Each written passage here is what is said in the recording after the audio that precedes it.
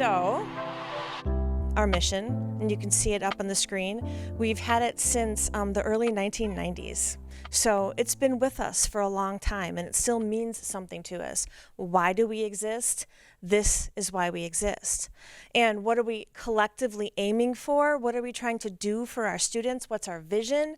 That's really Portrait of a Graduate, with our competency, character and culture, critical and creative thinking, and community, and how all of those things work together in order to make great things happen for kids.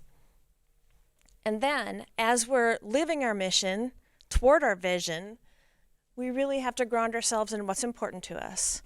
What do we prioritize when we're talking about what's the best thing to do for our students? And those are our values, and they have been time tested. I think we first put them out in about 2015, and they have served us well. And as I mentioned before, there's a long history of working together, making good things happen for kids collectively and collaboratively. And this is an example of when people came together to do the work for Portrait of a Graduate. So what we do, no matter what problem we're tackling, whatever what thing we're trying to accomplish, is we plan, we listen, and then we finalize. So right now we're in the listening stage. We want to hear from you. And now we're getting to the fun stuff. And that is the new framework we have put together for focused and engaged learning. So we call it the Readiness for Learning framework, actually, and there are several components. And if I go clockwise, tonight I'll go through these components clockwise and share with you how we're interpreting them, what resources are available to you as families. And then you see the two orange ones on top. Those are the ones we're focusing in on this year. And we'll have different areas of focus as we move forward, but for now, the two orange ones are bigger ones, and we'll spend a little more time on those tonight. And so the first one of those, of course, is focused and engaged learning. And you can see we've got some great pictures of students to try to help us tell the story. And we know that, being in the classroom and paying attention to what's on, being able to pay attention to what's happening in the classroom is really critical. And there are things that can be really distracting. And one of the things that we know is significantly distracting is the phone. And the phone is becoming a really common thing for American teenagers. You can see the information on here. And it's more than teenagers, because it's even younger children who are having access to phones for lots of reasons. But if you think about the children in your life, you can probably think that it isn't just teenagers who have access to the things you see on the screen. It starts much younger.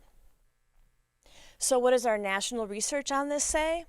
Well, when you talk about what teachers think about it, that's when you see stuff like this. When you see nationally, a lot of educators are saying this is a significant distraction in the classroom. And you can see what those stats are. I don't need to read them to you, but cell phones help increase the lack of focus, and policies are really hard to enforce. That isn't just us, that's across the board. And we know that there are really negative impacts to too much screen time and to basically phones. So we don't have to go into each of these. There's more time to talk about that later at stations, but we know that there are negative impacts from too much phone use. So we said, are we the same as the national trends? What do we look like here in Oregon? And we surveyed our teachers. And the first round of surveys was really how much of a distraction is the phone and how effective is our current off and away policy. So you can see from that, 50% of our teachers in grades 7 through 12 called the phone a high distraction. That's a pretty large number. And then how effective is our current approach? Just over 50% said not very effective. So that information became really important to us when we were talking about how to create a more focused learning environment. So the next thing, the board wanted us to follow up and said, okay, so if we know that it's a distraction, what are some of the things that we should be considering as far as a universal practice? Because it also came out in the survey that consistency was a concern too. What was happening in one classroom was slightly different from another and slightly different from another. So When we asked our middle school and high school teachers about what their preference was related to how we approach this with a level of consistency to minimize the distraction, you see what the numbers are up here. So, as far as our proposal for this particular component of the Readiness for Learning framework on focused and engaged learning, what we're proposing right now is universally, all phones are off or in do not disturb mode at school. We know there's a lot of research about the constant buzz and the ping and the distraction that that causes. We also are saying universally, of course there will be exceptions for health plans. A lot of students use their phones for glucose monitoring and other important health-related issues. We'd approve that on an individual basis, but we know that's really critical. And then we also know that the watch can be just as distracting. And so we're saying the watch is acceptable as long as it is used as a watch or a pedometer, right? Not if it's used for communication in the middle of the classroom. So that's what universal, that would be every school, every grade. Now here are the variations that we are proposing and seeking input on. And the first is phones kept in cubbies, K6. Cubbies are lockers. Phones right now are not a distraction at the K6 environment. Students are keeping them in their lockers or in the cubbies depending on what grade they're in and whether or not they have them. So stay put because it's working. Middle school. We're proposing that students have to place any phone they have in a caddy upon entering the classroom. And that does include learning labs, which also are known as study halls, if you're wondering what in the world's a learning lab. And offering use during lunch, should that be something they want to do. And in the middle school, the same thing. Upon entering a classroom, it's placed in a caddy, can use it during lunch. And at the high school, they have something called a responsibility and privilege study hall. So with a certain GPA, you become eligible for this much more open study hall in the commons. And we're saying that would be acceptable too. So those are the current proposals. And we know that this isn't something that the schools can tackle all on their own. It really does have to be all of us together trying to minimize the harmful impact of too much screen time. So one of the things that we're offering through the generosity of Oregon Cares, we're having a screening of the updated version of Screenagers. And many of you may have seen this. We had it maybe 4 or 5 years ago as a community event, and it was well attended at the time, but this is an updated version because things change so quickly. The platforms people are on change so quickly that these are the types of movies that have to stay really updated. So this is the most recent version. We're having a screening just for our Oregon families in the Performing Arts Center at 6 o'clock. It's in person. We would all be together watching it. We really encourage you to bring children because I think it has a real impact when they talk about, they being the people who produce the film, the impact of phones on the developing brain. I think those are the kinds of conversations kids can have. So we're encouraging you to bring children who are about 10 or up. And of course, inviting other people. If you have friends or family from other school districts and you want to do this together, please bring them along. So now we're going to move into some fun stuff, and you can see a really cool table behind you here, and that is the information on ample and balanced nutrition. And like I said earlier, these photos are dynamite. So what do we know? Well, we know that most of our pediatricians, and we'll keep it real simple, including the medical advisor for the school district, this is the graphic that is handed out to a lot of families at well child checks. And it is the idea of 5-2-1-0. 5 fruits or vegetables, 2 or fewer recreational screen time hours, physical activity of an hour or more, and 0 sugary drinks. Okay. We also know that our school meals are meals that are meeting these requirements. I mean, if we're talking about 5 fruits or vegetables a day, that can be hard. That can be a challenge to squeeze in. It's important to note that our school meals, they have unlimited fruits and vegetables. So through eating at school, you would be able to meet that requirement too. And there's a lot of other things that we're really proud of with our meal program. It's convenient, it's economical compared to a lot of other options, and you can see we're trying to use some locally sourced food, and our try it days are an awful lot of fun. Kids get to find new things that they haven't had before, and then they come home and bug their parents to buy it. Although it's not cereal, it's things that are fruits or vegetables that you may not even have heard of either. I know the first time when I was a principal at RCI, the first try it day was jicama. Yeah, I had never heard of jicama before myself. So I think that it's a really fun thing. We offer really good food, and I encourage you to take a look at the table back here because there's even more information, like samples of daily menus. But as important as ample and nutritious food is, it's important to note that we have a rising number of students who really rely on our school meal program through the free or reduced meal program that we have.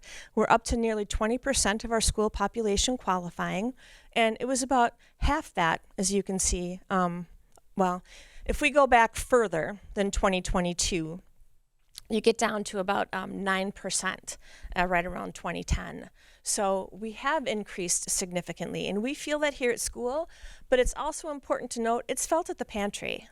So we've had approximately a 50% increase in the number of food items served through the pantry this year. That's a pretty big jump. And we've had more students or more families accessing it, significantly more than have in the past. So we know that this is a need in our community. There's also opportunities over at that table in the corner on the ample and balanced nutrition to be able to either donate to the food pantry or donate through Infinite Campus to pay off some lunch debt for other families if you're able to help. If people are interested, there's also ways that they can apply for access to the free or reduced meals. They're nutritious and they're good for kids, and hopefully that can, make or help a family with something that's really important. The next one of my favorites, sleep. It is one of those things that surveys tell us our students don't get enough of. And probably because the amount of sleep they actually need is really a significant amount of sleep. And it's pretty hard to convince young people of that sometimes, how much their bodies actually need. But if you look at our kiddos who are in 4K or kindergarten, that's 10 to 12 hours a night. And then when you look at our high schoolers, that's supposed to be 8 to 10. Well, that would be really important and helpful to our kids, but when we survey them, we find out that they're getting quite a bit less than that. About 3/4 of our high school students and half of our middle school students tell us in the Dane County Youth Assessment that they stay awake past 11 o'clock at least twice a week. So we know that it's really hard for our young people to meet these numbers. Well, why is that? There's a lot of things that can be very distracting, such as really busy schedules. Oh, no, I'll get to that. Really busy schedules, caffeine. That is something that has really impacted our kids, and screens, especially when used at night. As a matter of fact, that's one of the things that's reported in the Dane County Youth Assessment is how much students are up late on their screens. And we know the consequences of insufficient sleep. I mean, some of us may be experiencing it right now. Who knows? The importance of getting sleep doesn't really end with adolescence. However, we know how particularly important it is at that time. The next one is a sense of belonging, which is something that's really important to us because we know that if students don't feel like they are valued and that they're a part of a community, they're not going to be ready to learn. And we are a learning institution. We're about helping them academically and helping them to be successful with all of the things, right? All of the things, I'm looking for my portrait of a graduate because it's usually right behind me, but all of the things in competency and character and culture and community and critical and creative thinking. All of those things require a sense of belonging to really access what we have to offer. So we spend a lot of time on this, as we should, right? We do a lot of things within our schools to create belonging. And I'll say we have to continue to do more. because there is still much more to be done on something that is this important and doesn't meet the mark for all kids. And it's also very connected to another part of our framework, which is mental health. So we know that, and our Student Services Director, Dr. Anderson, has said in many a presentation, we all have mental health, right? And it's up to all of us to take care of our mental health, the same as it is to take care of our physical health. And one of the things that we believe is really important here is helping students gain the knowledge, the tools, to be able to do that, and to provide the services to support them in that journey, because there are times in people's lives when they need a little more support in this area, and we want to be able to do that for them, and we do it in a variety of ways. But most importantly, it's through our student services staff. We have, as you can see up here, counselors, psychologists, social and emotional learning coaches, which help teachers integrate all of this into their curriculum, social workers, a mental health coordinator, and of course school nurses. All of those people are working together to support what our kids need. And I also want to say we have some great outside partnerships, because mental health